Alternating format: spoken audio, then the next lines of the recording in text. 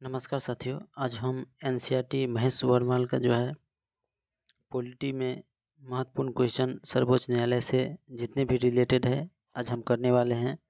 तो आइए हम शुरुआत करते हैं।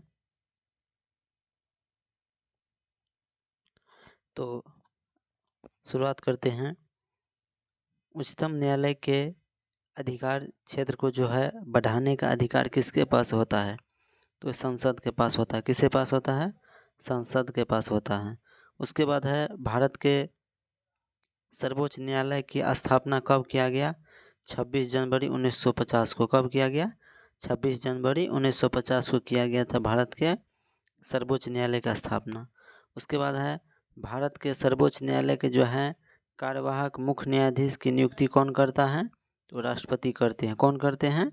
राष्ट्रपति करते हैं। भारत के सर्वोच्च न्यायालय के कार्यवाहक मुख्य न्यायाधीश की नियुक्ति भारत के राष्ट्रपति करते हैं। उसके बाद है सर्वोच्च न्यायालय का मुख्य न्यायाधीश सहित कुल कितने न्यायाधीश होते हैं? तो 34 होते हैं। 33 प्लस 33 प्लस 1 33 प्लस 1 सीजीआई होते हैं और 33 अन्य जज होते हैं। टोटल 34 मुख्य न्यायाधीश होते हैं। उसके बाद है दूरसंचार विवाद निपटाने और अपील अधिकरण के निर्णय को जो है केवल सुप्रीम कोर्ट में चुनौती दिया जा सकता है। उसके बाद है उच्चतम न्यायालय के न्यायाधीश का वेतन का निर्धारण किसके द्वारा किया था? तो ये संसद के द्वारा किया जाता है। किसके द्वारा किया जाता है? संसद के द्वारा निर्धारित किया जाता है। उसके बाद है सर्वोच्च न्यायालय के न्यायाधीश की नियुक्ति किसके द्वारा किया जाता है? भारत के राष्ट्रपति के द्वारा किया जाता है। किसके द्वारा किया जाता है? ये राष्ट्रपति के द्वारा किया जाता है। उसके बाद है उच्चतम न्यायालय के न्यायाधीश की संख्या में वृद्धि करने का शक्ति किसके पास होता है? संसद के पास होता है। किसके पास होता है? संसद के पास ये शक्ति होता है कि उच्च न्यायालय में न्यायाधीश संख्या वृद्धि कर सके। उसके बाद है उच्चतम न्यायालय के न्यायाधीश किस प्रक्रिया के द्वारा हटाया जा सकता है? तो ये राष्ट्रपति के द्वारा संसद के अनुशंसा पर हटा सकते हैं। किसके द्वारा हटा सकते हैं? राष्ट्रपति के द्वारा संसद के अनुशंसा पर वो हटा सकते हैं उसको।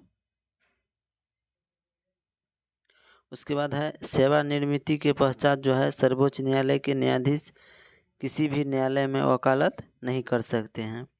सेवानिवृत्त अगर रिटायर हो गए तो उसके पश्चात जो है सर्वोच्च न्यायालय के न्यायाधीश किसी भी न्यायालय में वकालत वो नहीं कर सकते हैं। उसके बाद है समानतः उच्चतम न्यायालय सभी मामलों की सुनवाई नई दिल्ली में करता है, परंतु किसके अनुमोदन से वह किसी अन्य स्थान पर भी सुनवाई कर सकता है? तो राष्ट्रपति के अनुमोदन पर। किसके अनुमोदन पर? राष्ट्रपति के अनुमोदन पर जो है किसी अन्य स्थान पर वो सुनवाई कर सकते हैं। उसके बाद है सर्वोच्च न्यायालय के न्यायाधीश की जो है सेवानिवृत्ति की आयु कितना होता है? तो 65 वर्ष होता है। कितना होता है? 65 वर्ष होता है। उसके बाद है भारतीय संविधान का कौन सा अनुच्छेद संवैधानिक विवाद के में जो है सर्वोच्च न्यायालय के अपीलीय क्षेत्राधिकार का आता है? तो अनुच्छेद 134 का प्रथम आता है।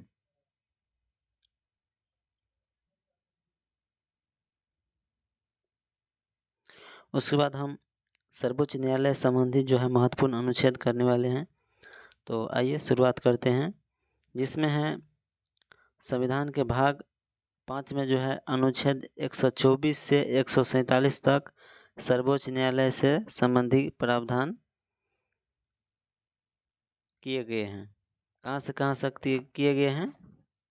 तो इस संविधान के भाग 5 में जो है अनुच्छेद 124 से 147 तक सर्वोच्च न्यायालय से संबंधित प्रावधान किए गए हैं। उसके बाद है अनुच्छेद 124 में जो है कि सर्वोच्च न्यायालय के स्थापना और गठन संबंधी प्रावधान किस में है? अनुच्छेद 24 में। क्या है? सर्वोच्च न्यायालय के स्थापना एवं गठन संबंधी प्रावधान है। उसके बाद अनुच्छेद 126 के अंतर्गत है कार्यकारी मुख्य न्यायाधीश की नियुक्ति की जा सकती है। कार्यकारी मुख्य न्यायाधीश के जो है नियुक्ति की जा सकती है। उसके बाद है अनुच्छेद 127 के अंतर्गत न्यायाधीश की नियुक्ति की जा सकती है। तदर्थ न्यायाधीश की नियुक्ति की जा सकती है अनुच्छेद 127 के तहत। उसके बाद है अनुच्छेद 128 के अंतर्गत सेवानिवृत्त न्यायाधीश को भी सर्वोच्च न्यायालय की बैठने में उपस्थिति होने के लिए बुलाया जा सकता है। अगर सर्वोच्च न्यायालय के न्यायाधीश सेवानिवृत्त या रिटायर हो गए हैं तो उसको भी सर्वोच्च न्यायालय में बैठकों में जो है उपस्थित होने के लिए उसको बुलाया जा सकता है। किस में है? अनुच्छेद 28 में है। उसके बाद अनुच्छेद 129 में है उच्चतम न्यायाधीश को अभिलेख न्यायालय घोषित कर सकता है। उसके बाद अनुच्छेद 130 में है उच्चतम न्यायालय का स्थान निर्धारित करने की मुख्य न्यायाधीश की शक्तियाँ। उसके बाद एक अनुच्छेद है 131 जिसमें है उच्चतम न्यायालय की आरंभिक या मूल आधिकारिकता का विवरण है।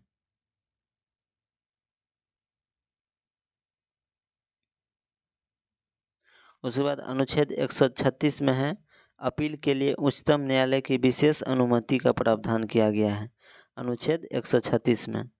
उसके बाद एक अनुच्छेद है 137 जिसमें है उच्चतम न्यायालय की अपने निर्णयों के पुनर्विचार की शक्ति के विषय में उल्लेख करता है अनुच्छेद 137।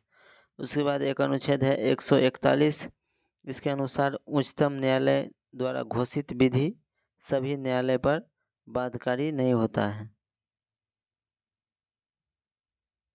उसके बाद एक अनुच्छेद है 143 जिसमें राष्ट्रपति के उच्चतम न्यायालय से परामर्श करने की शक्ति है। जो राष्ट्रपति है ये उच्चतम न्यायालय से परामर्श मांग सकता है। किस में है? अनुच्छेद 143 में है। उसके बाद अनुच्छेद 145 के अंतर्गत जो है उच्चतम न्यायालय को राष्ट्रपति के अनुमोदन से न्यायालय के कार्य पद्धति और प्रक्रिया में जो है विनियमन करने के नियम बनाने की शक्ति का जिक्र किया गया है। उसके बाद अनुच्छेद 146 के अंतर्गत उच्चतम न्यायालय के अधिकारी एवं सेवाओं को नियुक्ति से संबंधी प्रावधान किए गए हैं अनुच्छेद 146 के अंतर्गत। उसके बाद उच्चतम न्यायालय के संविधान के जो है मूल ढांचे का सिद्धांत का प्रतिपादित किया था। किस में? तो केशवानंद भारती बनाम केरल राज्यवाद जो था 1973 इसमें जिक्र किया गया कि उच्चतम न्यायालय ने संविधान के मूल ढांचे का सिद्धांत किस वाद में प्रतिपादित किया है। उसके बाद है केवल सर्वोच्च न्यायालय में जो है तदर्थ न्यायाधीश की नियुक्ति का प्रावधान का चर्चा है।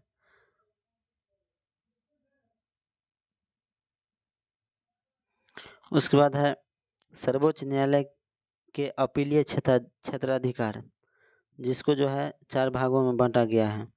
जिसमें पहला भाग है संवैधानिक विषय से जुड़ी अपील जो अनुच्छेद 132 है।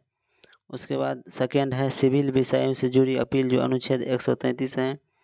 उसके बाद थर्ड है अपराधियों विषय से जुड़ी अपील जो अनुच्छेद 134 है।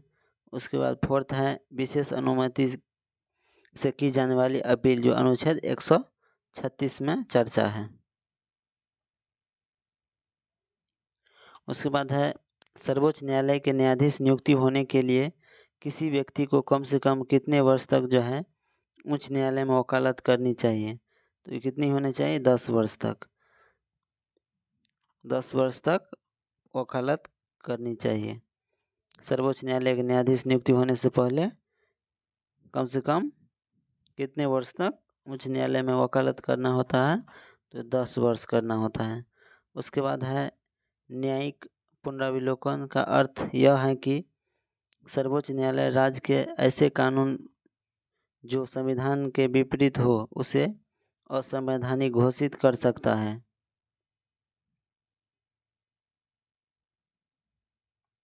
उसके बाद है भारत के न्यायालय से भारत के न्यायालयों में किसे और किन्हें अभिलेख न्यायालय माना जाता है? तो उच्चतम न्यायालय और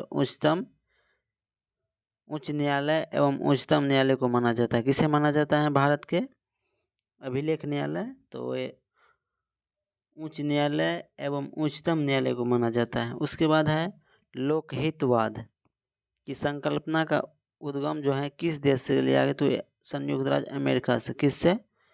अमेरिका से हुआ है। उसके बाद है भारत का सर्वोच्च न्यायालय एवं अभिलेख न्यायालय हैं। इसे सभी निर्णयों का साक्षात्मक जो है मूल होता है।